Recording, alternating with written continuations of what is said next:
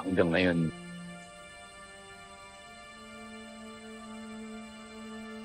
hindi ko pa rin nahahanap kung sino yung taong gumawa nito sa kanya.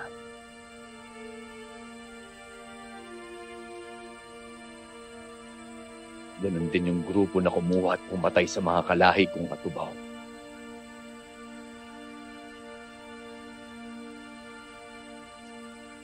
Tapos ngayon,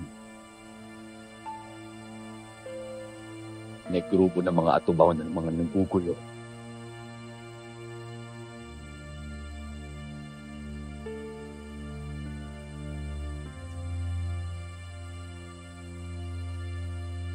Lolo ko pa ang dineno nila.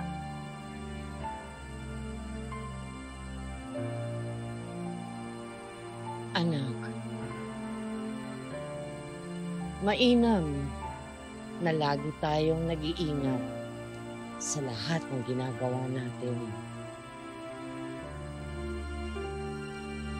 Pero hindi rin tama na lagi tayong natatikot.